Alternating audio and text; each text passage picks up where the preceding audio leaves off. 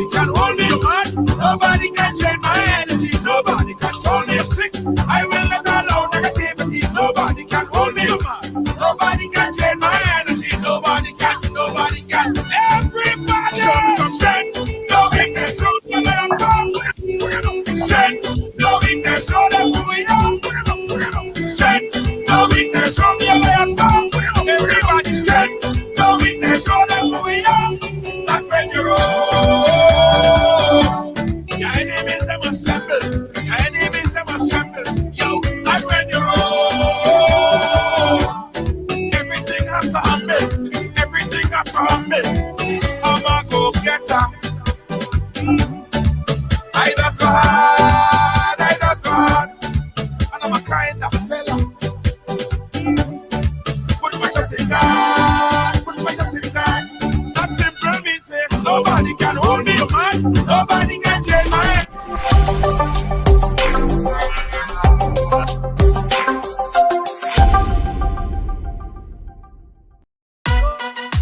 Feeling hungry, grab a snack. Caribbean food delight. Jamaican patties, light and flaky. Caribbean food delight.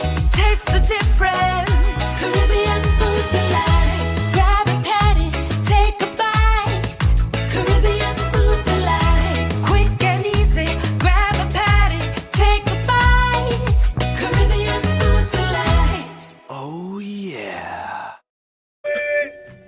You gotta be firm in this time, son. Yes. How you guys doing? Welcome to Ride Along on a beautiful, sunny, bright Thursday. What's up? What's up, my beautiful people in Ride Along land? How you guys doing?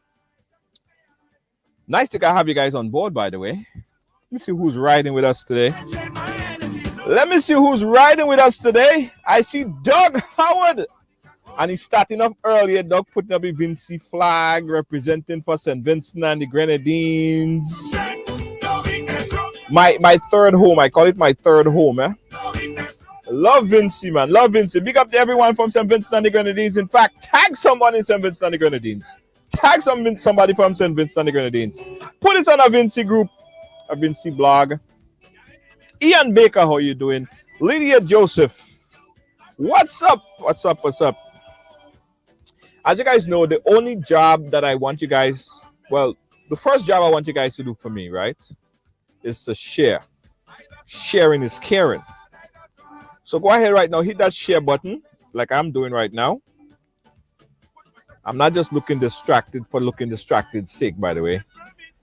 All right, I'm sharing it, putting it in a group so that I could get some of my other friends to join in. So I want you guys to do the same. All right? Big up yourself. Alice, how you doing? Big up yourself, Alice. Thank you, Alice. How are you? How are you? There's a group called Rise Hirona. I want to tag the group folks in Rise Hirona. Yeah, I want to tag those folks over there. What else? Good evening to everybody in Trinidad and Tobago. I see the folks from Trinidad and Tobago putting up the flag as well. Guys, today's a very interesting discussion. Hold on, before I tell you what the discussion is, let me just go ahead and share this program over on my personal page. There we go. There we go. Good to go. Yes. Okay. So today's a very interesting discussion, right? Today we are going to be speaking with the opposition leader in St. Vincent and the Grenadines. His name is Mr. Godwin Friday. And there's so much things that's happening. And we want an opportunity to understand everything. We're going to be trying to find out everything that's happening. Give me 1 second, guys. Give me 1 second.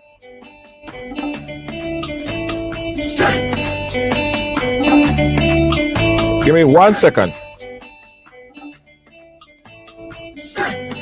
Yeah. So there have been a lot happening in St. Vincent and the Grenadines. As you guys know that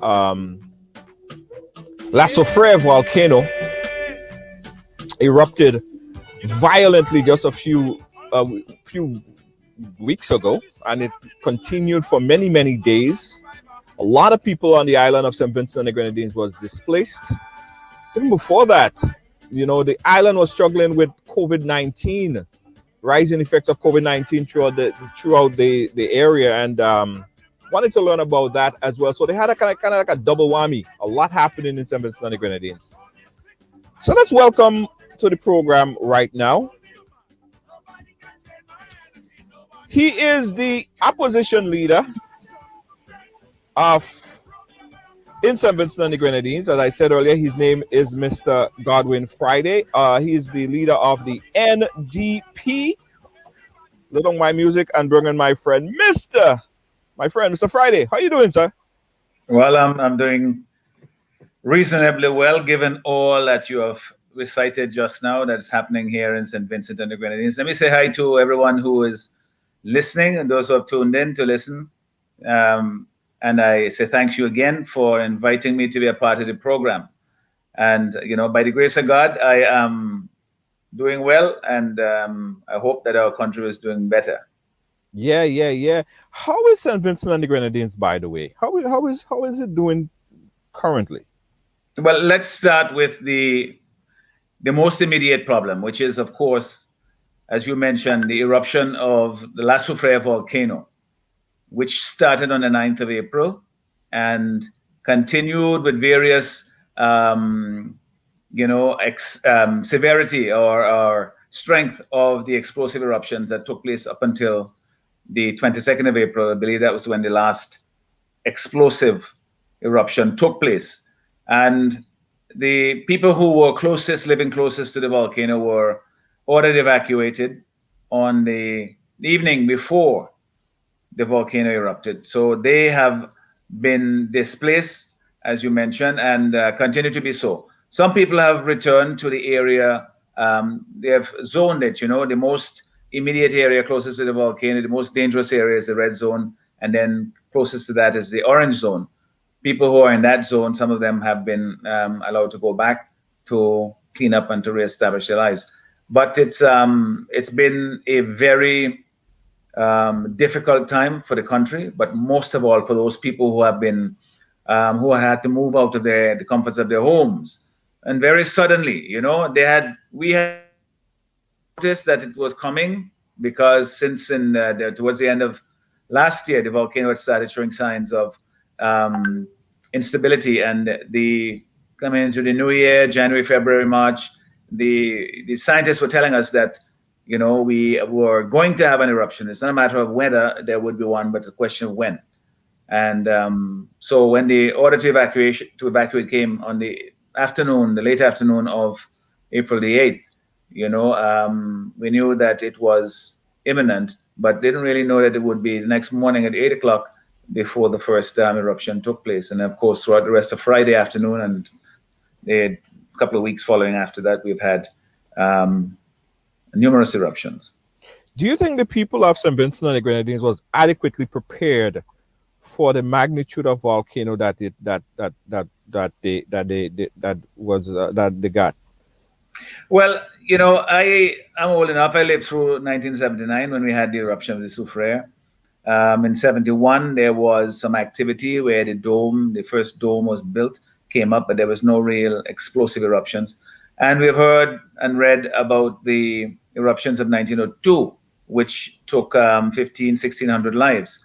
That was a different time, we didn't have the science that we have now, and people lived and moved about in a different way.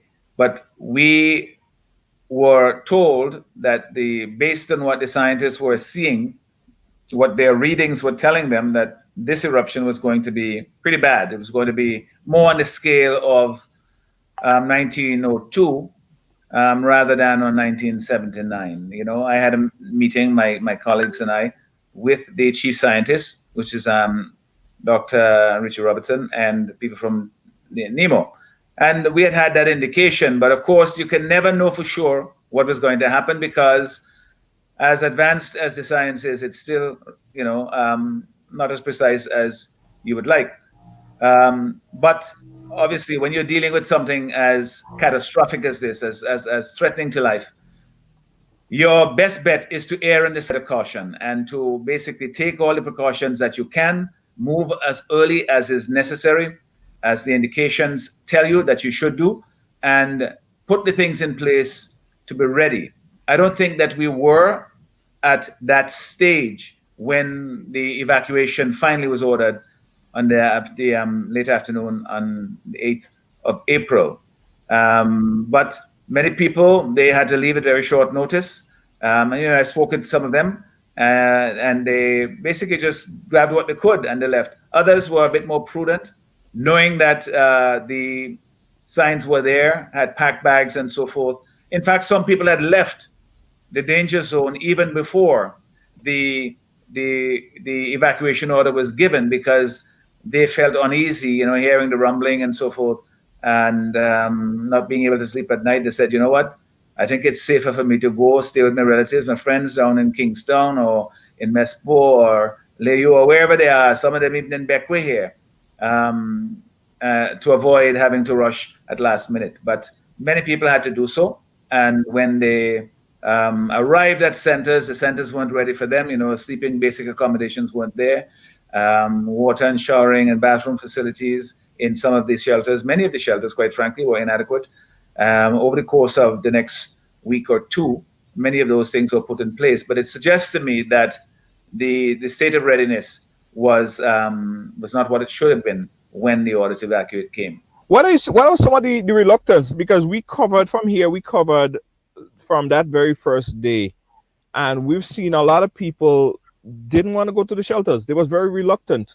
What do you think was some of the reluctance to people? Well, I mean, there are several problems. Of course, you don't want to leave your home to go to a shelter. It's disruptive. It's not the lifestyle that you're used to. You don't want to do it. You do it because you have to. But there was some misinformation that was being peddled by one particular government minister who had indicated that if you're going to the shelter, you have to be vaccinated. And that created quite a stir for some people who didn't feel that should be a condition, and quite rightly so, of going to seek, safety in a shelter. And so some people were discouraged by that. They were alarmed by it and didn't want to go to the shelter because they felt that if they did so, that they were going to be required to be vaccinated. Right. Of course, that turned out not to be so, because people, when they went to the shelter, there was opportunity to be vaccinated if you wanted to be. But if you didn't want to, then they could not force you to vaccinate. And so that is what that was part of the reason. Part of it as well had to do with what I just said earlier, the post state of preparation at the shelters that many people saw when they went there. In fact, I spoke to several the very day that the next day after the evacuation started, which would have been Friday, which is the day the eruptions started. I spoke with a family at one of the shelters in town, and he was just leaving with his children and his wife, and he's saying that he wouldn't stay there because they basically weren't prepared. So he went and he rented premises for himself because there was bedding wasn't there. Bathroom facilities were very poor condition, or just not adequate, not enough. And that's one of the reasons why I think the people, when they got there first and realized the conditions that were in, they said, well, I'd rather try someplace else, either impose on friends and relatives who were closer in the safe zone, or try and put together the money to go and rent someplace until they could find a more permanent solution. Would you have preferred that the evacuation was done much earlier than it was? The 24. Well, it would have been. I mean, I'm not going to second guess, right? The thing is, it would have been better, yes, had the evacuation taken place earlier. I would say 2 or 3 days. Of course, you can't do it 3 or 4 weeks in advance, because then people will get tired and they will say, well, this is all just, I'm crying wolf. But right. I had a meeting with the chief scientist at the time, and that meeting was on Tuesday. The evacuation was ordered on Thursday. And at that time, his indication to us was that the volcano could erupt at any time, meaning like within hours or within days, but that the eruption was imminent. For me, that was sufficient notice. I thought that if you say you could do it within hours, that is a time for you to haul tail and get out of there, and get everybody organized so that you could have some time to have a more orderly evacuation. You can put things in place, and you're not doing that when people are scrambling for their lives to escape an exploding volcano, because there is serious risk to life. Nobody knows exactly what was going to happen, what was going to come out of the volcano in the first couple of days of the eruption. And if you saw the majesty, yes, but also the awesome power, and that the fear that can generate within you if you are up on the ridge, it's just something else to behold.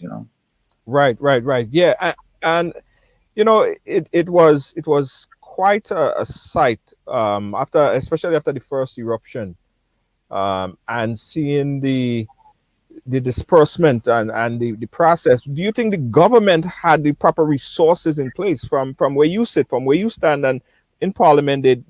Were that NEMO and everyone prepared to get people across, or get people in shelters as you would expect? Well, I mean, in my consultations with NEMO, we'd had 2 meetings with them prior, one in January, and as I said, one just 3 days before the volcano eruption. And we sought to find out from them for our benefit so that we could advise people, because a lot of people look to us for information as well, because they trust the information coming from us, or because they support our political party and they want to hear what our views are on it. They recognize me as a leader of the opposition, and they know that when I speak factually as best I can. So we sought to get the information before we speak to people, and to give the benefit of the doubt, quite frankly, in this situation, to the authorities, meaning NEMO, to say when they told us that they had these drills in place and they had these protocols in place, and they had thought through the problems. They had tagged the animals that they were going to remove. They were going to the shelters were properly prepared, and they had ways in which they were going to move people. They had the vans organized and all of this stuff. And they told us this, and we had no reason to doubt that this was the case, because we weren't there to examine and expose. We were there, quite frankly, offering assistance, because that's what we said. This is going to be a national crisis. It's not going to rain on the house of one party supporters and not on the other. This was going to be a national crisis. And so we had to be prepared for it if it turns out to be as bad as the scientists had predicted, which is to say, on the scale of 1902, as opposed to 1979, then we were in for something that nobody alive would have witnessed before. So we had to be ready for it, and we were offering our assistance. We were offering our help from people who had been. Our own Sinclair Leacock had been the principal person doing the evacuation, coordinating the evacuation in '79, and so his expertise would have been invaluable as well to the people who were doing it this time around. And so we took them at the word that these things were ready. But I, for myself, was very disappointed when the next day I visited 2 shelters in Kingstown, and I realized that the people had come the night before. Some of them had slept on the bare ground. Some of them had slept on desks. You didn't have blankets. You didn't have sheets. You didn't have washroom facilities. You didn't have, and then the running water was cut off later and so forth. And some of the shelters didn't have those things. And, at the time, my instinct is, let's try and get these things for these people. Let's try and see what we can do to help them. Recriminations come later on. You can always point finger, but that doesn't help anybody in a shelter looking for a bed. So that's basically what we did. We reached out to people and asked for donations. We pointed out some of the shortcomings to NEMO and to other people in the authorities, being critical, but from a point of view of raising the alarm so that these things could be dealt with. Now, some of it was over time, still too long, but then once the shelters were up and running, there were so many volunteers who were there. Some of them were highly competent people, and others, not so much, but they seem to have gotten things better under control over the course of, a couple of weeks after the volcano started erupting. The main problem really lay with those persons who were not in the shelters. We were told about between 14 and 16,000 people were evacuated or left the northern areas that were closest to the volcano. And of those, only about 4,000 people initially were in the shelters. I don't know what the number is currently because some people have left private accommodations and gone to shelters. Others have gone back home, quite frankly. So I don't know. The challenge was not just for the people in the shelters, but how do you provide assistance to those persons, which is the majority, the vast majority of the people, who had left but were staying either in private accommodations that they were paying for themselves or with friends and relatives, in cramped accommodations, because some homes took in. I remember one home on Rees Level where they said that they had about 30 people, that someone had taken in as a family member and friends. And other persons would have had 6, 8, 10. I spoke to a woman today who was in the Sion Hill area and said that there were 10 or 11 people that they had taken in to stay. Obviously, that is good. That could work for a few days, maybe a couple of weeks and so forth. But after a while, the cramped conditions and the strain on resources and so on begin to take a toll. And that's happening now.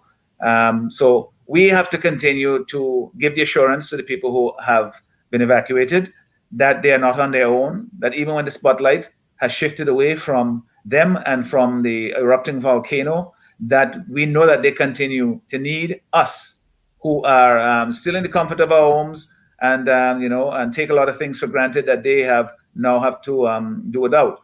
So I want to give them an assurance, and that's what I've been trying to do.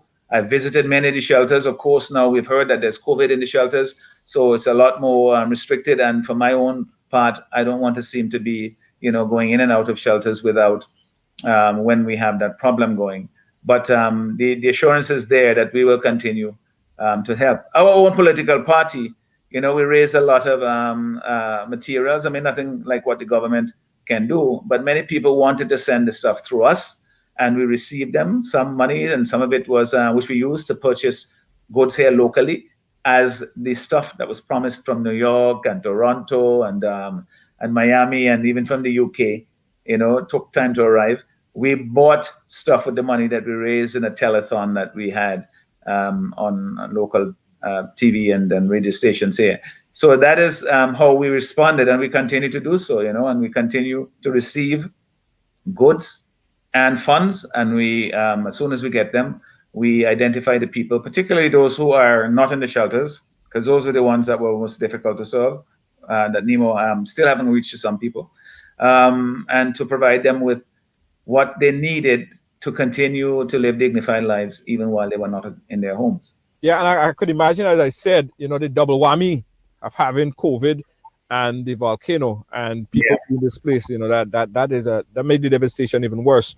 I want to talk about after the volcano, and did you get a chance to go to the red zone areas or anywhere close to that area to look at the damage and the devastation that was done? Yes, I did. I guess it would have been about 2 weeks after the volcano started erupting. I went into the north side we got as far as Sandy Bay. The roads, as you know, had been blocked with ash and so forth, but the Prime Minister and his entourage had gone in there the Saturday before, so they had cleared the roads for him to go through.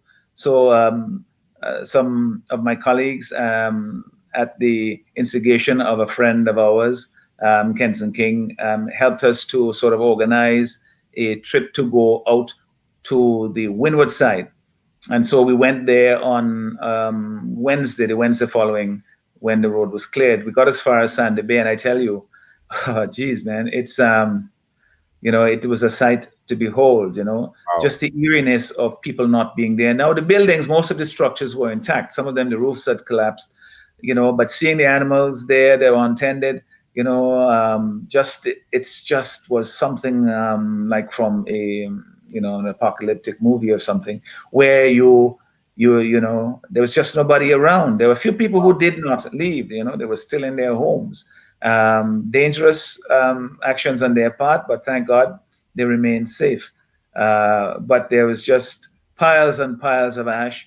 In some areas that were wider, there might have been 6-8 inches. But then in narrow areas, they would be where it came down in the river or in the homes and yards and so forth, several feet, 2-3 feet of accumulation on the rooftops. And it's going to be a mammoth task to clean that up, but it's what we have lived with, the Aboriginal people there, the Kalinago and Garifuna, and then the early settlers and the early Africans here and so forth. We've lived with La Soufrière. It's been there before us, and it may well be there after. But we've had to learn to adapt, to live with it, because it gives us food, it enriches the soil, but we have to also, deal with its awesome power from time to time, and we have to learn to respect that and humble ourselves when it says, this is my time. Just make yourself scarce for a while, and then we'll try and rebuild after. Yeah. Guys, we're speaking here with Dr. Godwin Friday. He is the opposition leader there in St. Vincent and the Grenadines. We're speaking about a range of topics, right? We touch a little bit on the volcano. As you guys must have heard about, the massive volcano La Soufrière erupted for many, many days and displaced a lot of people in the middle of a pandemic. So you could imagine a double whammy for the people there. There are still people in shelters. And we too also did a fundraiser here where we raised some money and assisted in the folks down there in St. Vincent and the Grenadines. So, and that's ongoing, because the spotlight is not on St. Vincent right now, and everybody's not talking about the volcano. I'm glad to hear that. Yeah, people are not back to normal. It's not back to normal for people in St. Vincent and the Grenadines. So we still urge people to help in whatever way possible. All right, I've seen Dr. Friday. I've seen videos, right, with rivers and ravines going to people's houses and rocks and big stones, like it was never there before. Yep. It's I mean, some of the boulders that I saw, I know that they weren't there before, but it's just imagine the power that it takes to deposit, to bring those things. I'm not saying that they were flying through the air, but they came down the rivers. They were pushed down with the stuff that came. And the good thing, the hopeful thing, the thing that we all have to be praised and thankful for is that no one was seriously injured and no one was killed in this, and it is something that we can manage in a sense of protecting life and property, movable property, if we take the warnings seriously. And we've had some really excellent advice from the scientists, Dr. Robertson and Christopher and the various other members of the team, Stuart. They are all professionals and they have advised well thus far. And so we're hoping that will continue to be the case, and that they will be right on the money as to when we can go back into the areas of safety. Safely, because nobody wants to put up with this disruption, but of course you have to respect the volcano, the power that it has, and the risk to life and property. And when they say it's safe, that the volcano looks like it's gone back to rest, we hope that will be sufficient advice, good advice for us to move back. I'm sure there will be some trepidation about it initially, but we will wait until they give that all clear. And I trust that no political pressure is going to be put on the scientists to do their job and to give their advice based on what they see rather than what others may wish. Right. And I saw a picture that came in. I'm not sure if this picture that we're watching on the screen right now is an actual photo of what La Soufrière looks like right now. It kind of looks like Granitang Lake. It now looks like a lake. Could you confirm the authenticity of this image? I can't. To be honest, I can't, because most of the pictures I was seeing before, there were ones that were covered in cloud, steam and so forth, which was still rising from the cone. Because I'm told that there now, instead of one, there are two vents at the top, but I can't confirm that picture for sure. Okay, all right. Let's move on. Because in all that's happening right there, St. Vincent and the Grenadines have to rebuild. And I'm sure that the government is looking for the relief. And a lot of relief came through. And it has to be dispersed, right? Yeah. I want to move into the relief bill, right?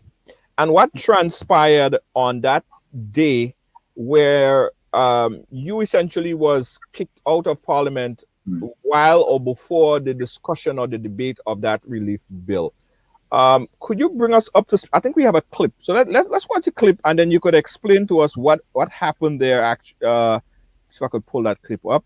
Do we have it? Do we have it? Do we have it? Yes, we do. Where is it? Where is it? Okay, there it is. Right. This is a clip of the discussion of the relief bill, and then you go explain it to us a little bit later. Check this out. I am standing because the principle of the appearance of fairness, of maintaining the integrity of this honorable house. Honorable member, you And have ensuring made, honorable that member, you have The made, honorable member, you have made that point repeatedly. Madam Speaker, this is and not we a are matter not- just to simply say we go on because I am passionate about something. Honorable That is member, the meaning. honorable member, The importance of this matter. May- Parliaments also have to abide by Honorable- what is just and decent in a free and democratic society. honorable member, Right. you are That really is towing a what I am very- insisting upon in this honorable house. Honorable member, And the fact told that you don't wish to hear it doesn't in any way diminish honorable member, I the am on importance of what we are Honorable raising member, in this I am honorable house on my feet. here today. People out there know that this is wrong. Honorable, They know it smells so high heaven. honorable member, So don't quote me some rule. honorable and some- member, you. All right, so let's get this into perspective right there.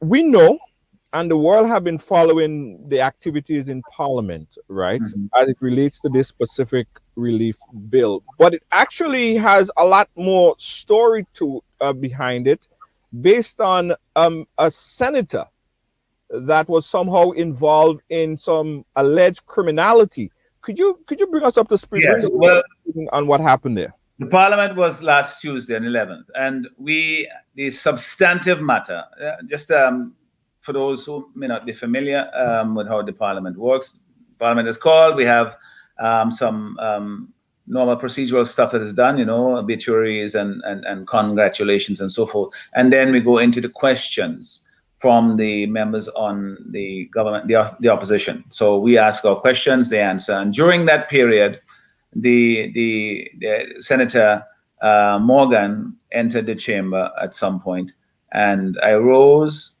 because I had intended to object if the senator came to the chamber on the grounds that, as you have indicated, that her name had been associated with an allegation of the shooting of a gentleman, one Cornelius John, in the leg with two other persons, the Assistant Director of Public Prosecution. It was alleged that he was also involved in some way with the matter, and that there was a third person who was unnamed.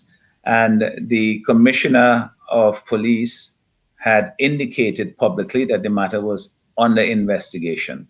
And so, my political party, we had put out a statement saying that under these circumstances where there is a serious allegation of criminality or criminal actions by the member or any member of the House in that circumstance that was under investigation by the police, that the proper thing to do is for the member to absent herself or himself, or in this case herself, from the House, and that if it was not done voluntarily, that the member be appointment in this case be revoked or suspended.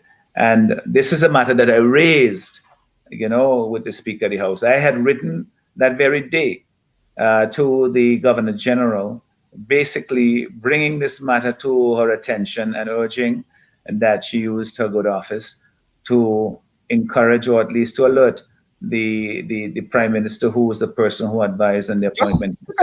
Stick up in there for a quick second, Doctor. Is that in the books that if a member is somehow accused of any kind of criminality, that they have to excuse themselves from Parliament? Or is that?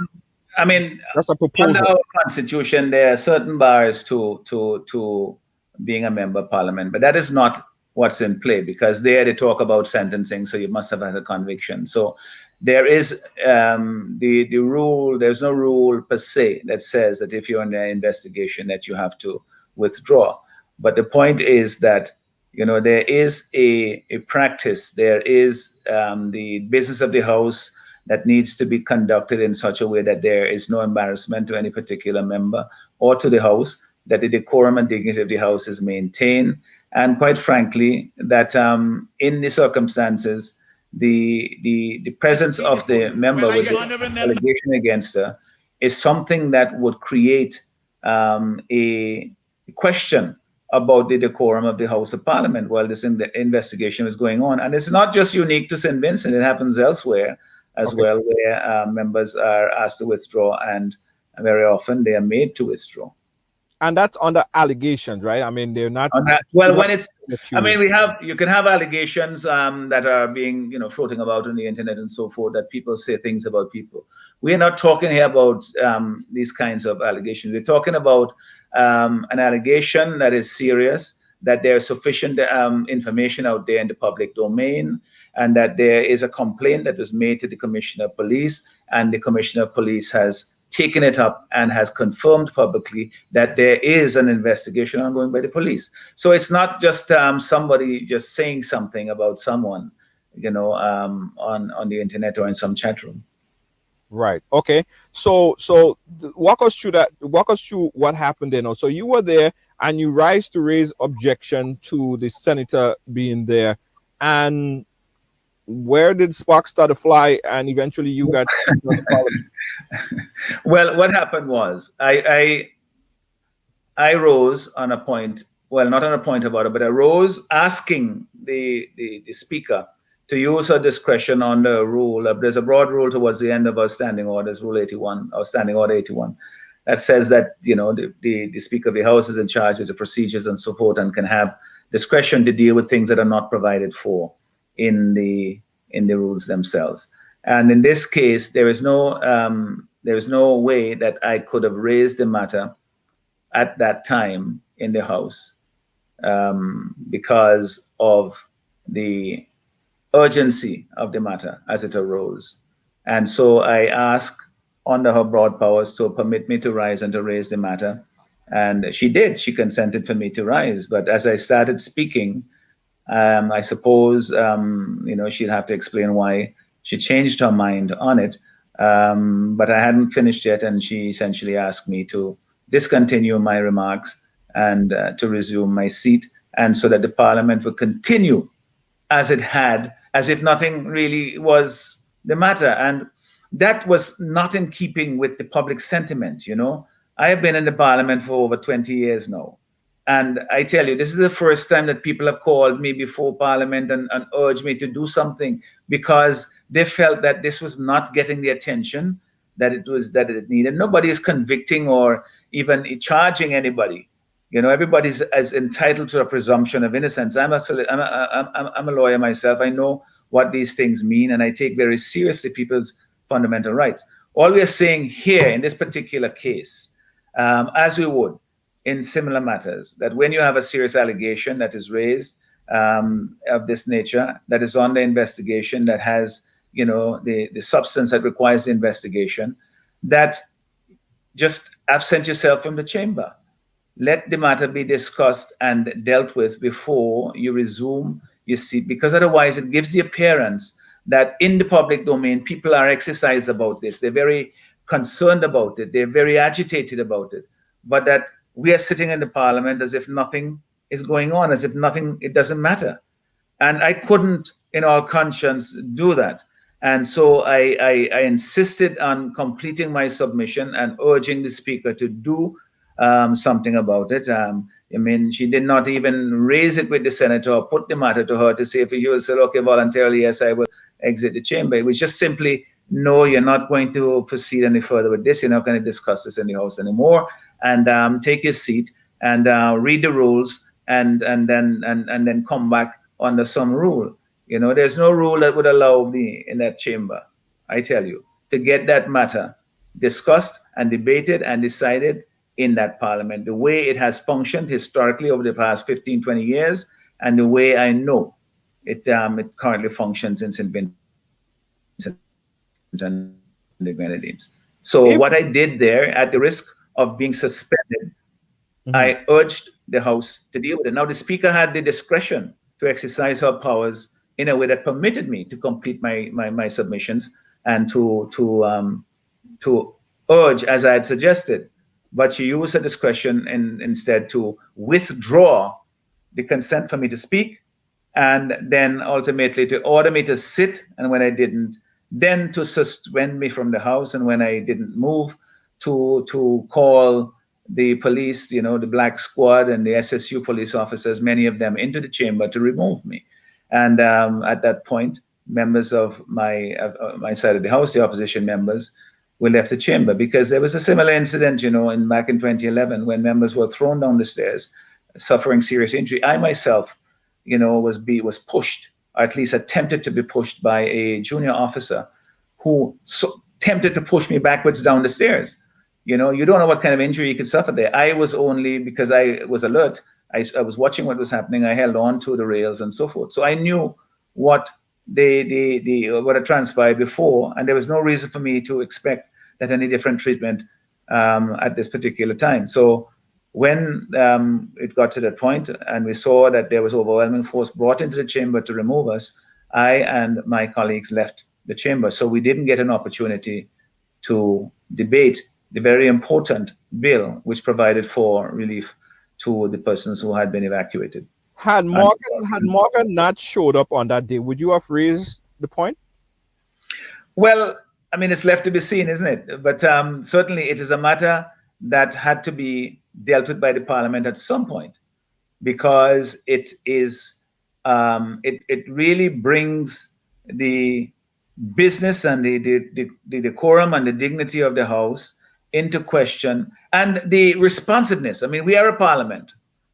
The people elect us to be there. We know that the people are outside, exercised about. People are concerned about it. And I'm not just talking about the people who were protesting outside in the street.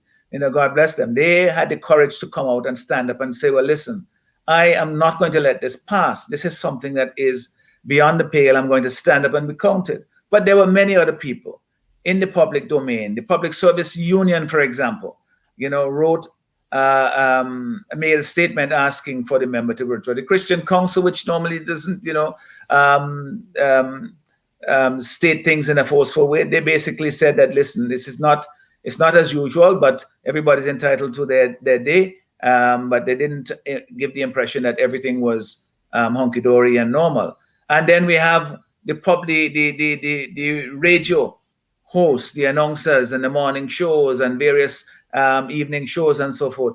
This was the number one subject matter, and the newspapers, editorials, and individuals, lawyers writing commentaries about this. This is the matter that was the most on the people's minds. And to go into Parliament and pretend that it's not happening, that is just, to me, it's not representative at all. It goes contrary to what Parliament is, which is to represent the will of the people. Yeah, so say that I go back to the first conversation that we had on there. It's a devastating volcano that destroyed the lives of a lot of people, displaced a lot of people. The focus of the world, the focus of the parliamentarian should be rebuilding and see how we could come together to bring people back to some sort of normalcy. On top of that, we also have a pandemic. Do you think that this is serving as a major distraction for St. Vincent and the Grenadines? Because we've seen, in fact... Yeah, it ought not to be, because it's something that could have been dealt with very easily.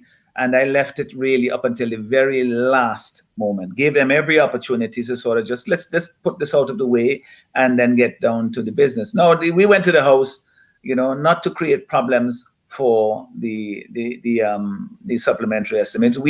Our intention was really to support the estimates because we want to get the assistance to the people, but to continue to push for additional resources, especially for the people who had been evacuated, to make sure that there was allocation there for people to help them to rebuild, to compensate them for the loss of property, and especially for the animals and crops and so forth, and those kinds of things that we continue to push for. But this matter became, the principal matter, not because of what happened in the House, mind you. What happened in the House basically resulted from the fact that many of the people outside were already focused on this matter before what transpired in the parliament. And that is why I felt that there was a possibility that taking cognizance of what is happening in the public domain, in the public parliament, so to speak, in the newspapers, on the radios, in the conversations and so forth, that, it might have been resolved before we had to raise the matter in the parliament for it to become the distraction that you mentioned. Yeah, yeah.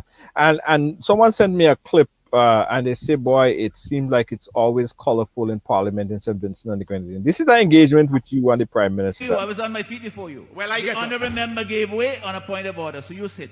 I'm not sitting down because Well, you're making a speech. stand Madam up. Speaker, I'm rising on a point of order. That's why I rose up. You should sit down. I haven't finished my point of order. No. But you're making a speech. Your Honourable speech is not a member. point You of are the order. Speaker of the House? Your speech is not Why a you point want to of sit down and order. listen? You like to talk, sit down and listen. That's for the time, sir. rules. Those are the rules. Sit and Honourable listen. members. Good Lord. Everybody is sitting and The listen to you. rules. What do you think? He'd be a bad So boy? some people might say, does this help anybody in Kingston? Does it help anybody in does this help anybody? Well, listen, the conduct of the business of the House, you have to look at it in terms of the long stretch of how we get things done. The particular incident, you might say, okay, it would be better if we could debate certain things. But if we don't have the opportunity to do so because, some member of the House feel that they have more authority and more right to speak, then it means that I'm not stifled just on that day, but forever going forward. And so you have to make a stance at some point to say, well, listen, let us conduct the business in a way that the opposition also has a chance to make themselves heard and are treated as though they are equal in the House, because we all get to that chamber by being elected by our electorate or being appointed by, as the senators are. So in that sense, we are equal in the House as legislators. So sometimes, yes, you have to make a stand to insist that those things are followed so that you can be effective going forward. And that's what I was doing, and that is what I hope it achieved. What's your position on the relief bill? Do you $117 million, I believe, right? Yes. And the allocations. What's your position on the allocations? Do you think that it is allocated properly? Do you think that it is inappropriately allocated? What's your take on it? Well, I'll just give you a broad summary on it because I don't have it here with me presently. But the point is this: we studied it and we looked at things like the allocations that were being made to assist persons who had damage in homes. There were allocations that were made to replace certain things for people who had allocations for the cleanup and so forth, $38 million. I mean, these are allocations that you can quibble about amounts, and to be honest, I don't think the amounts there, because even the estimates that were given initially was that the damage and the amount that it was going to take to recover would be far in excess of the $117 million that were being budgeted there, of which about $15 million had been, most of that had been spent before we came to the parliament. But we have other things that need to be done, and we need to look at how we are going to study the reconstruction, what we're going to do to reconstruct. And that is what I wanted. There are 2 points that we wish to make in the debate. Not so much about the different line items. We can always differ about those things, as to how much you're going to give for replacing people's appliances, for example, whether $800,000 or $500,000 is enough, or you're going to give for helping people to get tools to start their farms and so forth, to help to build houses, to help to clean the streets and to clean their homes. We can differ about the amounts and so forth. But what we want to insist upon, and the point that we urge and wish to make then and will continue to do, is that the allocations must be based on need, not based on political affiliation. So that somebody who gets a new fridge or a new stove, for example, don't get it because they look and they say, well, because the stove old but it wasn't damaged, but because they support the party, they're going to get one. That somebody who gets assistance in rebuilding their farm, that they're treated equally. We know from the past that when you have had previous disasters in St. Vincent, flooding or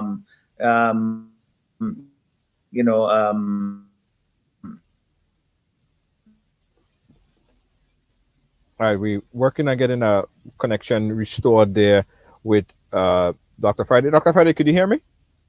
I hear you. Okay, we just lost connection there. Go right ahead. You're back. I'm sorry about that. Okay, Yeah, we're back and good. yeah, we're good. Okay. Yeah. Yeah. So I was saying that we have a history, in the past where you've had other disasters where the allocation of disaster relief, has been partisan, that there are people who have been well known NDP supporters who complained that they did not get the assistance that they needed and have been substantiated. So we have a history of this. Now, I even give history doesn't have to predetermine what happens in this case. Let us insist upon treating everybody as equal, as Vincentian, and your property is damaged, that you do the assessment and it's based on how much damage is done. Your crops are destroyed, your animals, you've lost animals. What does it matter which party you vote for? If you had 7 sheep and you lose 6, you need to get compensated. You need to get started all over again. And these are the things that we wanted to insist upon because we know how this has been done in the past. And so we were going to be also asking that, pressing the issue, which we've done with the COVID pandemic, that when you have a national disaster, we offer ourselves and say, as a political party, we're not going to be sort of insisting on these hard partisan, opportunism, so to speak. What we want to do is to ensure that our service is there available to assist in dealing with this crisis, COVID being the first, and we offered that we have a broad-based task force to help with the management of the crisis, that you have within the parliament a bipartisan committee specially set up to manage the resources that come in and the distribution of those resources to the people affected.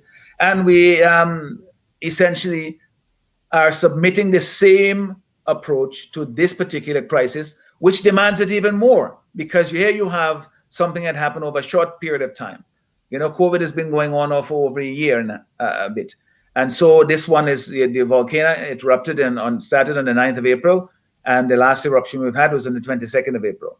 So these are things that we wanted to be able to insist that we have all the expertise we could muster in our small country. Bring the people together, have a broad-based approach to the management of the crisis, and also in the parliament that we have a bipartisan committee that was going to manage how the resources are received and spent, and can say to the people who donated these things that, yes, the people who needed it most are the ones who got the most. And that is going to only come if you trust the people who are dispersing the funds and the resources received. And the history tells us that that trust was not earned in the past. And that the best way to do it would have been to have the bipartisan committee as we had proposed. Right. Let's open the phone lines here, because I'm seeing a lot of Vincentians in the diaspora, and they are very eagerly and itching to get a question in. My friend Doug, make sure that you say, Junior, make sure you say that he's the majority leader. Thank you, Doug. He said, don't say another word. Don't say another word before I say that. Excuse me. So I'm going to give the folks on the live an opportunity to call in right now and place your question. Again, we're talking live with Dr. Godwin Friday. He is the leader of the opposition in St. Vincent and the Grenadines. We're talking about reconstructive efforts. We're talking about COVID-19 and the way forward for COVID-19. We're going to touch a little bit more on COVID-19, but how bringing people back to some kind of form of normalcy, and what does that look like?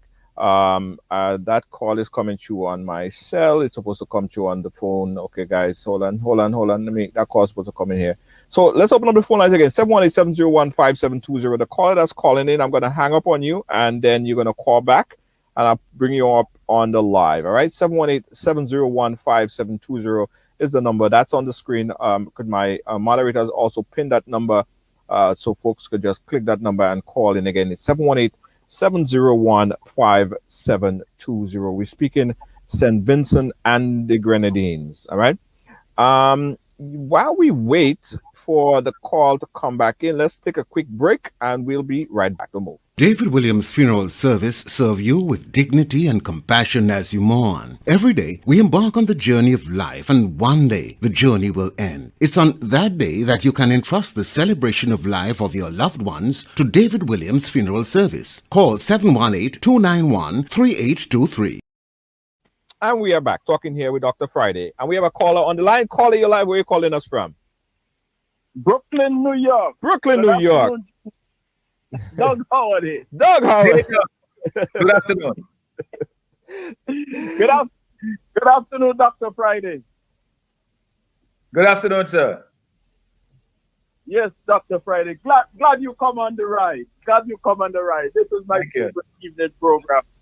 As you know, as Junior would tell you, this is my favorite evening program. And this is a good program to air some of the grievances that you have in St. Vincent, because it's a very wide audience from the Caribbean. But Dr. Friday, I was making a lot of comments on the live, and I want them to know two things in particular. I want to say good afternoon to my good friend and my parliamentary representative who is in Trinidad, Mr. Daniel Cummins, who is on the live right now, one of your colleagues in the parliament, Dr. Friday. And Mr. Cummins is in Trinidad. One of the reasons is because of what happened, what Dr. Friday told you happened in 2011. Mr. Cummins, I think, get the worst of the damage, of which he will never recuperate for the rest of his life. One. The second part I want to say is that, Dr. Friday, I need you to maybe, if you can, explain to the audience what the position is Steve Hazelwood, and why Steve Hazelwood, as the superintendent of prison, had to come into the parliament like a tug to support the Black Squad or whichever he comes to support. And he's not a police, he's the superintendent of the prison. And you have a prisoner at large that they ain't looking for. And I'll get off the line because I think those are two important questions. Thank you, Doug. Yeah, well, I mean, that is, a question that a lot of people have asked. Why, this particular officer, Hazelwood, who had been seconded over to the prisons and was busy over there. There's a lot of things that they have to do there as well. Could find himself in the chamber of the parliament that morning. And that is something that, it meant that those officers were handpicked to be there. And so all of these things tell me that, based on what we have seen in the past regarding how the police have treated us in demonstrations, I was, threatened up at the ferry jetty some years ago when we were protesting against the dollar tax. Other persons were injured during that. And this is something that, Hazelwood was up there at the ferry as well during that time. And he's usually there on the streets of Kingston when we have protests and so forth. So he's obviously a very, either he's particularly skilled or, trusted to do whatever the work is he's sent to do in the parliament there. But to be somebody who is working at the prison, seconded to the prison, I'm told, as the superintendent there, and to find himself, as an officer in the chamber of the parliament, they shouldn't have been there to begin with. Wow. And to have so many of them in there, basically, as a show of force to try to intimidate us, members of parliament who have been put there by our representative, by our constituents, is really a cry shame on the Parliament of St. Vincent and the Grenadines. Wow. And I mean, I heard some of my colleagues in St. Vincent and the Grenadines speaking about what happened back in 2013. Was it 2013? 2011. 2011, sorry. And the embarrassment that was caused. And it replicated a little bit. And some say that it's probably even worse. Is there any real bipartisanship in terms of legislation right now, or just we have the two parties just head to head on this? Well, listen, most of the appearance is that there are instances when we stand on principle. Most of the legislation that comes to the parliament, we actually support. That might surprise a lot of people. We may go and look at the percentage, but most of the legislation that come to the parliament, we support. As I told you, even the supplementary estimates that we had some problems with, that we went to the parliament intending to support, because we want the funds to be made available to the people who are in greatest need of it. So it's not a question where we just simply go to block and to object and to oppose everything. We have, on the other hand, not received a similar level of cooperation or good faith from the other side. Let me give you an example of what I'm talking about. They bring bills to the parliament, as I told you. Many of them, most of them we support, some of them we don't.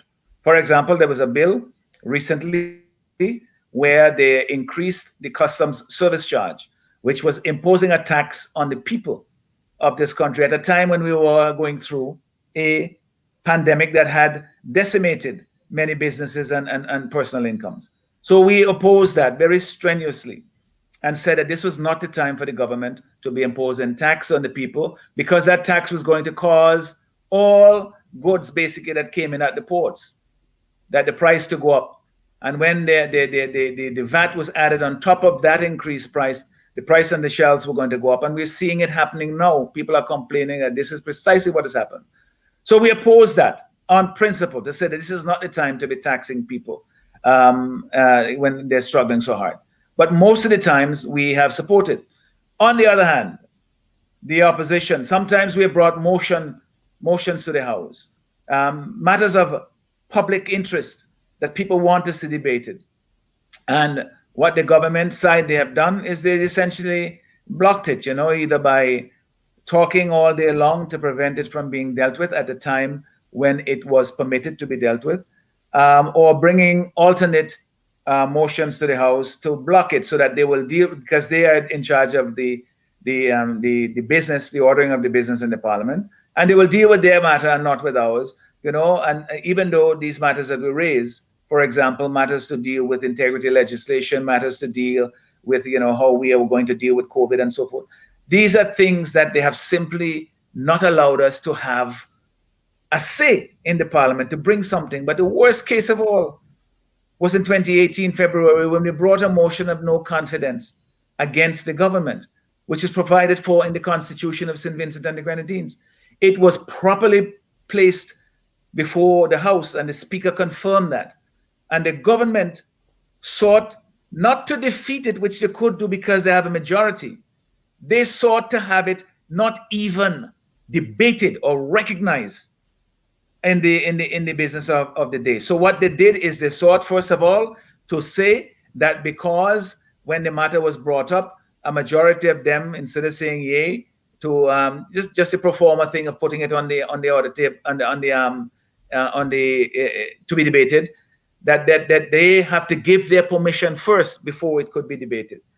Obviously, if that were the case, then nobody will ever be able to bring a motion of no confidence. So the Speaker said, no, that doesn't make sense. The Constitution gives the right of parliamentarians to bring a motion of no confidence when it is proposed by a member and supported by three other members. We had all other members of the opposition side supporting it. So when that didn't fly, that they could not stop it from going ahead on the basis that they have to give their consent, the next thing that they did was that they said they could amend the motion. And that went on for hours. The debate went on for the good chunk of the parliament. And eventually the Speaker relented and said they could amend the motion. So what did they do? They amended the motion, all of the recitals in the motion, to say the opposite of what we intended in the original motion. So if you say that the government, that the healthcare system was terrible, they said that the healthcare system is fantastic and is great. And when you say that the government, therefore we do not have confidence in the government, they say that therefore we have confidence in the government. So essentially they amended the motion to say the opposite of what we intended and call it a motion of confidence in the government, and that was permitted to be done. So of course we did not take part in that because it, in a sense, we'd have to vote against a motion that we were supposedly had brought to the parliament, even though it had been amended to the point where it was unrecognizable. And that was all to prevent the opposition again from having a voice. And this was an important constitutional provision. So as it now stands, in the Parliament of St. Vincent and the Grenadines, you cannot bring a motion under confidence with the present government in place because, first of all, they say they have to give permission for it to be done, or if that doesn't work, that they can amend it so that it does not reflect what the motion intends. But that is that constitutional though?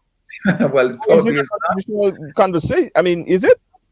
It probably is not, you know. So you will say, well, okay, we'll take it to court.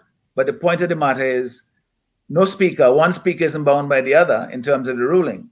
But the point that I wish to make here is that which government, which, side of the government side of the house, which prime minister who believes in democracy and who believes in the Constitution would take such an extreme view with respect to the interpretation of such an important provision. You know, a motion under confidence, if it passes in our parliament, means that the government falls, right? That's under our system of governance. Right. And so it has a consequence. And so to belittle it and trivialize it, to say, well, we could essentially emasculate it and change it in such a way and amend it that it doesn't reflect anymore. That is, it's a violation of the Constitution in my view. And certainly it is putting the rules, the standing orders of the House, the interpretation there above the Constitution, which in Section 45 provides for the very standing orders. So the standing orders of the House that governs the rules that govern the House of Parliament, they are made pursuant to the Constitution. But in this case, they interpret it to essentially negate an important provision of the Constitution. That is how our House functions in this country, which is why I say in some instances we have to stand our ground and say no more.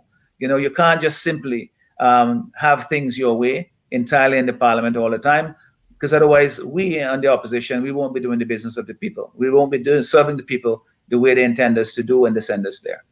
Do the Speaker of the House, there seems to always be some sort of confrontation. Some might say the Speaker of the House is a lot more lenient on one side than the other. Does the Speaker of the House go against the rules of the House based on your judgment?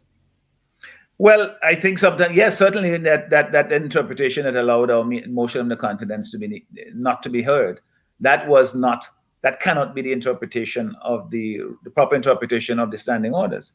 You know, in that case, in this situation here with what happened to me last week, Tuesday, the Speaker using the broad powers and the standing orders could have exercised her discretion else in another way. Now it's her discretion to exercise, so you can't say that it's unlawful to exercise discretion. Because the principle. In one way or another. As I said, I'm a lawyer. I understand these principles, but it could have been exercised in a different way. There are many instances that we can recite here, but I don't think it will really serve the purpose of really advancing the discussion, because the truth of the matter is, today what happens doesn't have to determine what happens tomorrow. The Speaker can essentially say, this is how I'm interpreting my powers, and the orders, the standing orders says that they can't be challenged, they can't be appealed, that her word is final or his word is final.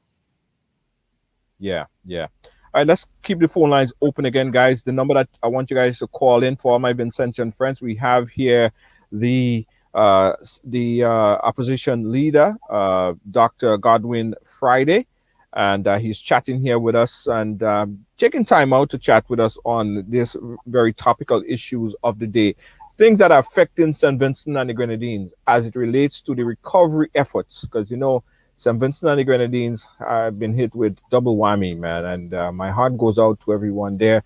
There was very, very limited loss of life. I don't think that there were any that was reported. At the same time, there was a lot of people who lost their houses and they have to go back in areas and rebuild. A lot of people are still in shelters because it's safer to be in shelters right now than to go back to their houses, especially in the red zone areas where it's totally covered with ash. Some people's roofs are caved in. It's not a good situation. And because you're not seeing it on CNN or MSNBC, that doesn't mean that things are back to normal. It's going to be a long, long haul. This is not going to be a sprint. This is kind of going to be a long run, cross country kind of thing. So we with our hearts and soul are with the people of St. Vincent and the Grenadines. I just find that I don't want this. I don't like. When I saw it, I was like, that is so distracting from the point of the matter.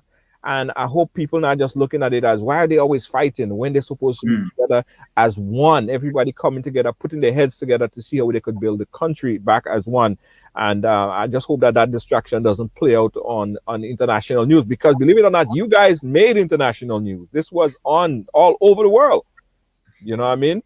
Well, I mean, this is, Parliament, democracy is, you always have to fight to defend it, because people who are in power, the way in which the system is designed, it is to constrain and circumscribe that power so that you can't do anything. You're not kings. There is the rule of law. There are conventions and procedures that we follow in our parliament. And when those things are being eroded, at the risk of sometimes, seeming to be disruptive, you have to make a stand. True. It's in our democratic system as well. There's some people don't like to protest because they figure, oh, it's too noisy, it make you look like you're disorganized, like the country is this and country is that. But if you don't do that, that is an essential part of our democracy, not just here, but in the States and elsewhere, that you have, you're not just relegated to making an X every 5 years, as it happens here in our context. You are an active part of keeping it alive in the interim. What happens in between elections is what constitutes democracy, not just the voting of it. The protection of your individual rights, the protection of the right to free speech and to association, and the right to have your political affiliation and not be to be discriminated against or to be victimized for it. All of these things have to be defended. Otherwise, there are people who will take advantage of it. It's just, unfortunately the way it is, that Lord Atkins said so many years ago, that power tends to corrupt, and absolute power tends to corrupt absolutely. And so if we allow absolute power power to be exercised in an unchecked way, it becomes absolute. And then ultimately we are powerless to defend the thing that we hold so dear. Absolutely. I want to touch on the vaccine and COVID-19. How is the process of vaccination going in St. Vincent and the Grenadines? Unfortunately, not very well. There's a lot of resistance to it. I have made my own position clear from the beginning that I believe it's the fastest and safest way for us to get back to normal. I am vaccinated. My wife was vaccinated. My son, who's only 25, got vaccinated. If he were in, Canada or maybe even the US, he probably might not have gotten it by now.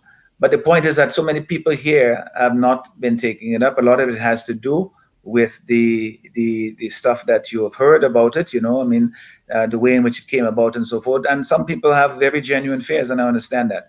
And it's unfortunate that, in my opinion, that we have not been able to allay those fears. Some of the problems came about because in early stages, from the highest levels of the government, they sought to downplay the importance of the pandemic in St. Vincent, that somehow that life could be as normal.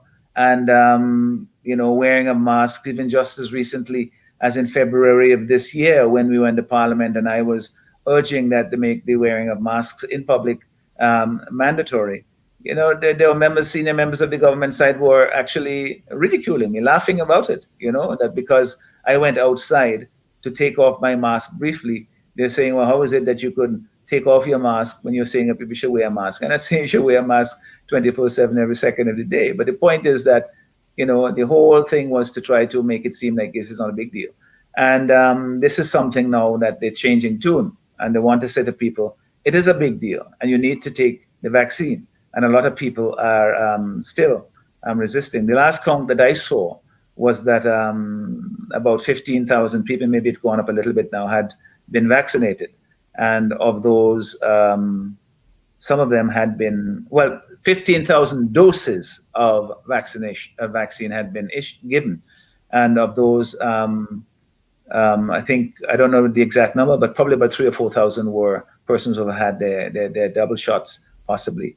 But the point is that about 13,000 people, 14,000 at the most people, have been vaccinated, and that is people with double and single shots. So thus far. So that is, we have a small population. We should have been fully done. There's more vaccine available here than people who are ready to take it, it seems to me. And that is something that is unfortunate, because we're not going to get back to normal until we are at a state where, enough people are protected from the virus that we don't have to worry about it in our daily lives.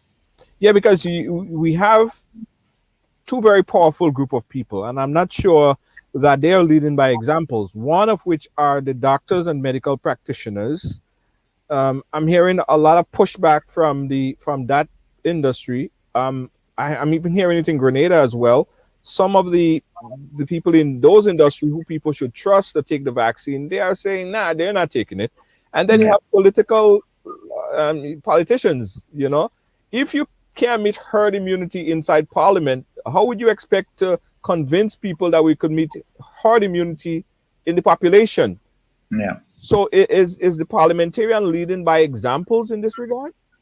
Well, I mean, parliamentarians, like everybody else, it's an individual decision. And I've said that, I don't think anybody can be compelled or to be compelled to be vaccinated. And you put something in your body, you have to urge people and encourage people and show why it makes sense to do so. And that is the approach that I continue to adopt. And I do that with, my friends. I do it with people I work with. I do it with everybody, anybody, colleagues, and so forth. So that is, and I continue to urge it on every platform I get to say, when I was vaccinated, it was public news. When I got the second dose, I made sure that I, put out a release and put out a video and so forth, so that people can see that, it's something that I believe that we ought to do. And I continue to urge people to do so. But again, I recognize that quite a lot of people are genuinely concerned about it. They're genuinely afraid, and you can't dismiss those fears.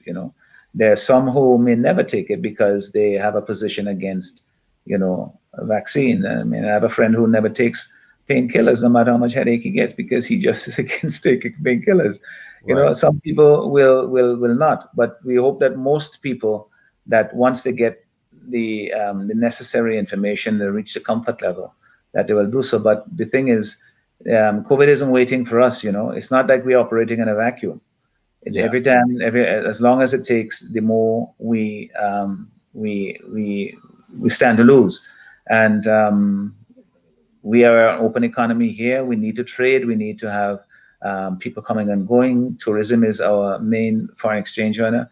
We need to have people coming and going. And we have to see how we are going to be able to get that industry up and going, given the conditions that we are in now. With just over 12-13% of the people vaccinated. No, that is simply not good enough.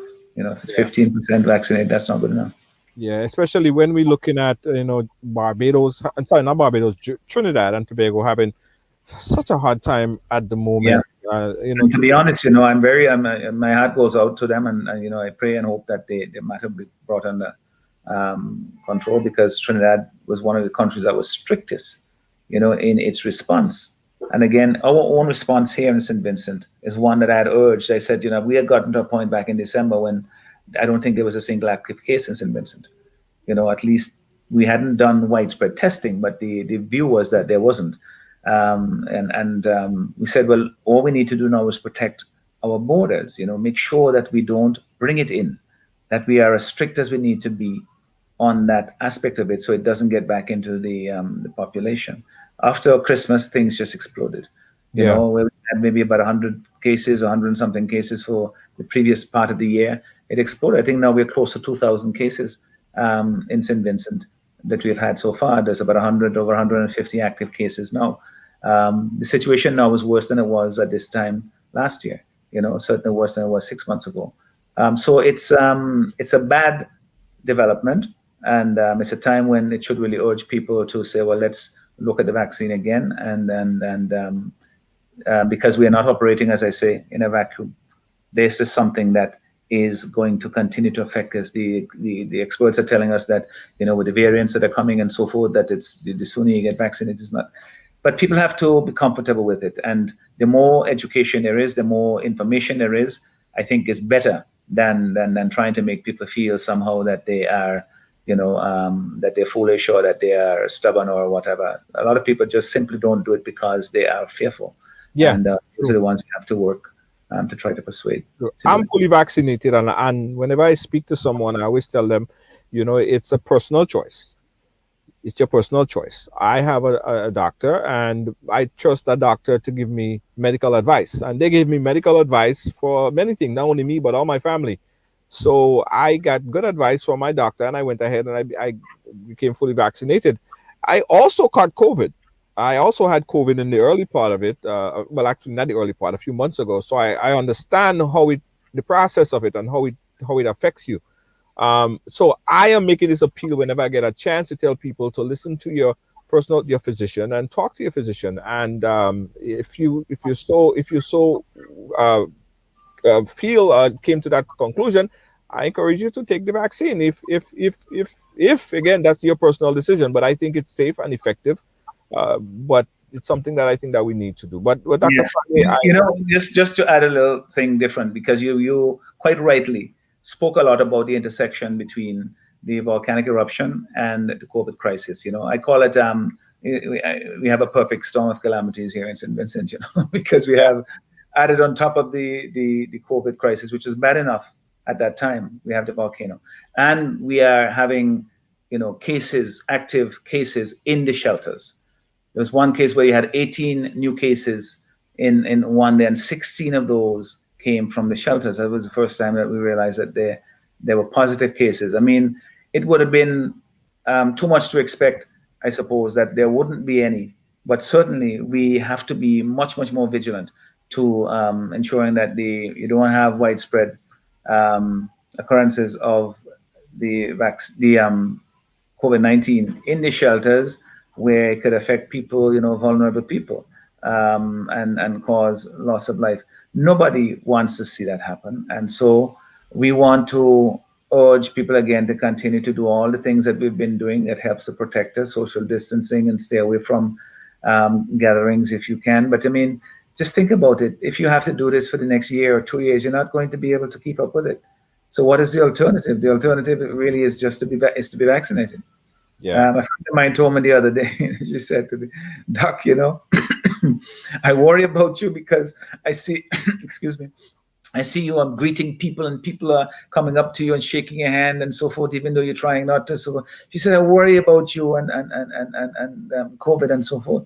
And then I looked at her and I said, you do know that I'm fully vaccinated? And she said, oh yeah, I remember, that's true. So the impact of it suddenly dawned. She said, yeah, it does make a difference, in your case. So I said, I do it. I wear a mask. I social distance. I try to do these things as well to protect others until we are sure that I can't infect anybody if I do get it. Yeah. It's not beautiful. It's not pretty at all. I'll tell you that. We didn't get a chance to touch on agriculture, but we're at that point in time where we have to go. What's your take on agriculture and focusing more heavily on agriculture rather than tourism, because food security? Yeah, well, this is a subject for another discussion, which is really how we are going to rebuild, our small beautiful country after these calamities, the volcano and the COVID-19, and of course, our agriculture has been decimated over the past 2 decades, where it's now like 6 or 7% of the gross domestic product. And, we can't export very much because we don't have the productive base to do so. Our banana industry is pretty much just regional, stuff that go to Trinidad and back and forth. We have a lot of the productive areas have been damaged with the volcano, the ash that's there, but that also enriches the soil. So somewhere down the road, we are going to reap that harvest. But more than that, we have to find a way to transform our agriculture from just, sticking something in the ground and hoping it will grow and then finding a market. We have to use technology that's available. We have to use our marketing expertise. We have to, for those people who have been affected by the volcano, get them up and moving, and use, the science that is available to us to produce goods, those things more efficiently, more productively, to increase the productivity of our farmers, so therefore they become more competitive. That is something that we still haven't solved that problem here. This government has been jumping from one commodity to the next. Every Monday morning, there's something else they're selling, whether it's turmeric or ackee or God knows what else, without really any plan to develop agriculture, without any confidence conveyed to the farmers that we believe in agriculture and therefore we're going to make it work. We gave that commitment that agriculture is a pillar of our economy. You cannot have a country, certainly not ours in St. Vincent and the Grenadines, where agriculture is not a significant part of our gross domestic product, not a significant part of the activity that our people are doing. We just need to give that confidence and to create the infrastructure to make it happen. And we talk about agriculture, but more broadly speaking, our Ministry of Agriculture and Fisheries, it has responsibility for developing our maritime resources as well, the blue economy. Mm-hmm. My own party, we had said in the last election that we would separate the Ministry of Fisheries from the Ministry of Agriculture to give them their particular focus. Fisheries, for example, is one of the largest potential industries here for us in St. Vincent and the Grenadines. We are an archipelago, stretching, we have more water than land. We have 36% more sea water space than Grenada does, and Grenada exports a lot, 10 times more than we do. So it means that we have to find a way to make this industry more, to develop it on more commercial lines, but at the same time, keeping always in mind that it has to be done in a sustainable way. So the idea was to have a Ministry of Fisheries and Marine Conservation, so that you balance both things as you go forward, so you can preserve it for generations to come. But, as I said, I would love to engage you again at another time. Absolutely. I think that we need to have a discussion that focused on new economy and the new economy and the way forward. And I do believe, I'm from Grenada, right across the pond there. We share islands, Carriacou. I'm always there. Oh yes. So I know. And St. Vincent, I came to St. Vincent. I was so amazed of how green the place is. The breadbasket, you know what I mean? I have family that live in St. Vincent and the Grenadines, and I know when I go and I look at, like, wow, the whole place just green. So lush soil, and I know it would build back, and it would build back much stronger again. Well, we have that commitment is to build back and to do it more resilient, with more resilience and sustainability and all of those things that we have become more conscious of. No, take advantage of them going forward. And we urge our friends, I want to just continue the appeal that you made earlier on, that people to understand that we are still going through crisis here. The volcano has been quiet for since the 22nd of April, but it doesn't mean that it's done. And so the people who have been displaced, they continue to live in shelters, in rented accommodations, or with friends and relatives in less than ideal conditions, and they need assistance. So continue to help and keep us in your prayers, even when the spotlight is away from us. Always remember, especially for those of the people in our diaspora, that we need you, and it's only with you and your help that we'll get out of this stronger and better, which is what we aim to do. Absolutely. And for folks like Rise Haruna, Doug Howard, that does so much in the diaspora to raise funds, to put things together, to make sure that the folks in St. Vincent and the Grenadines are assisted. I said we did a fundraiser, raised almost $10,000 in funds and assisted St. Vincent, the people of St. Vincent and the Grenadines, and we'll continue to do so. And I'm gonna reiterate again what we said and what you said earlier. The spotlight right now is not on St. Vincent and the Grenadines, on CNN, on MSNBC. It's like non-existent, and you're probably not gonna see it again, right? But things are not back to normal, and we have to continue to help our brothers and sisters in St. Vincent and the Grenadines. We're going to continue to sound the alarm and continue to keep St. Vincent and Rise St. Vincent right here on this program.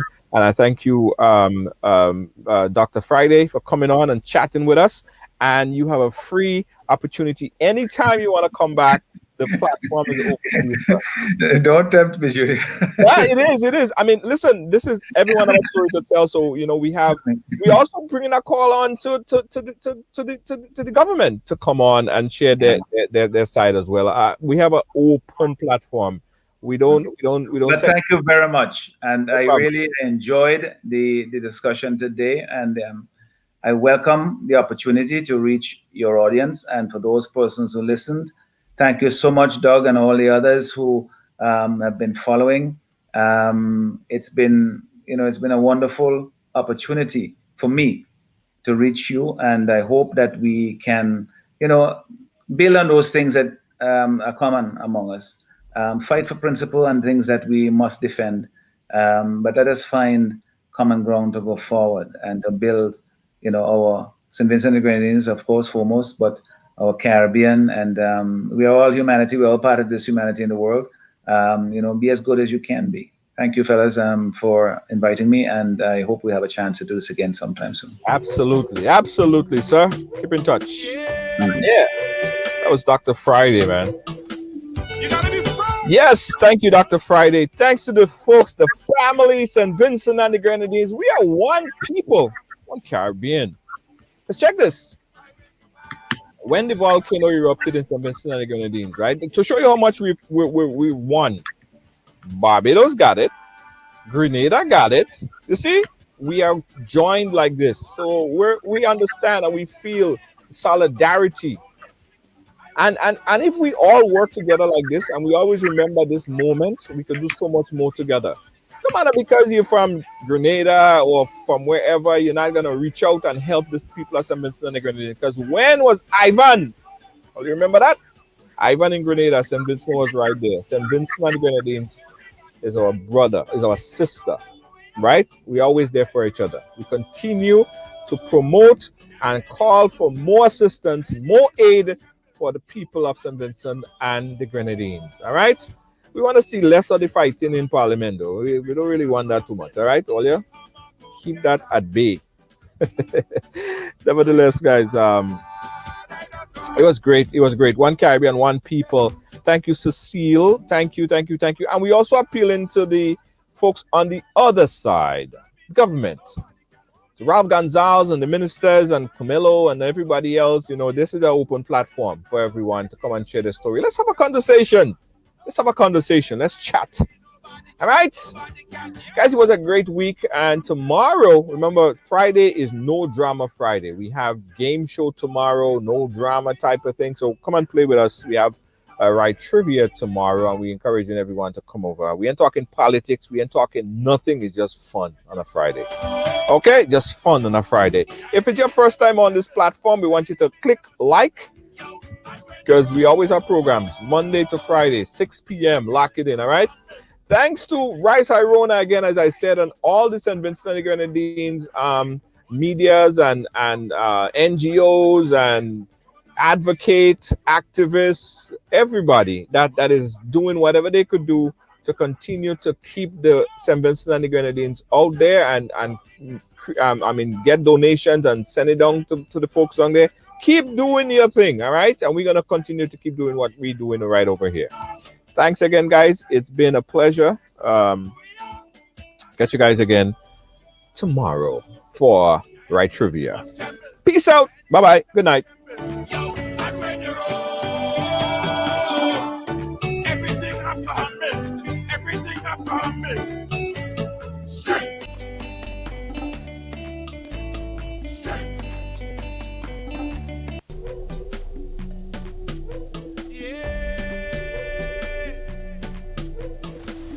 We are survivors.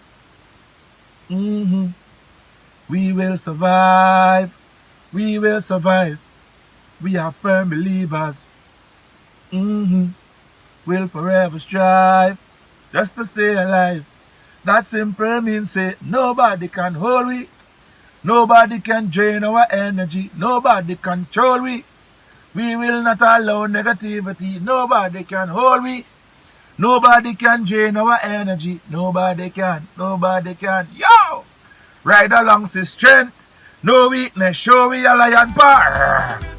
Yo, ride along, Junior. I go on, my brother. Enough love. Enough honor, enough manners. Blessings. You understand? What you're doing for the music and for the people. Continue doing the thing here, my brother. One love, one Caribbean, one people, one nation. You understand? Blessed love. Much appreciated. Yeah? When that's a pharaoh, oh, everything I fumble. Everybody, show me some strength. No weakness, show me a lion power. Welcome to TD Bank, where you'll find the personalized attention you deserve and the legendary experience you expect. Let's do business.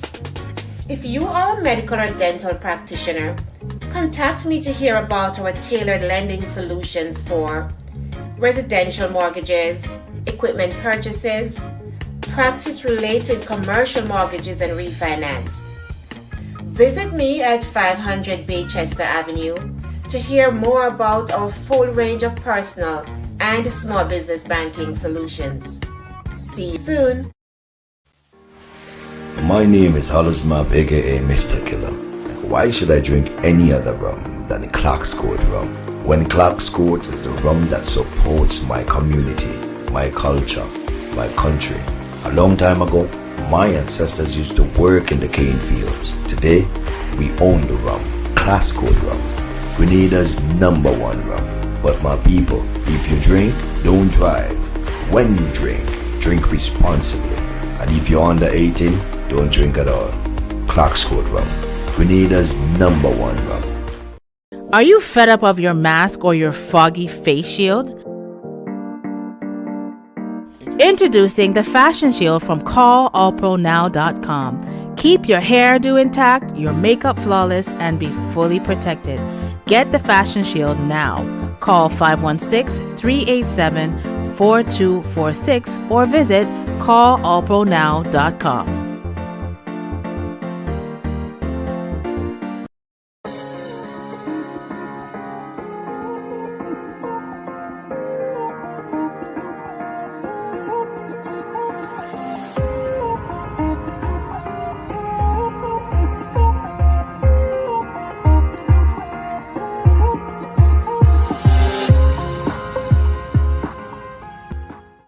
Come on, this is your opportunity to tap into the $7.3 trillion industry in this COVID time.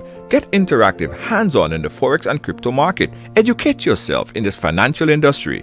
All of this is possible right now with a multi-source income generator. This program will allow you to learn while you earn in this lucrative decentralized industry. Take advantage of this trading academy, personal development, create multi-source stream income, trading ideas in this global market, get discount travel with your own portal, bonus token backed by bitcoins, and so much more. For more information, contact Christine Alexis at 347-834-2852 or Marisha Dash at 646-529-6570. Don't miss out on this amazing opportunity of a lifetime. Call now.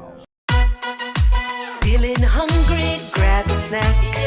Caribbean food delight. Jamaican patties, slide and flaky. Caribbean food delight. Taste the difference.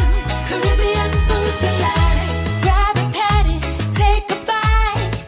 Caribbean food delight. Quick and easy, grab a patty, take a bite. Caribbean food delight. Oh yeah.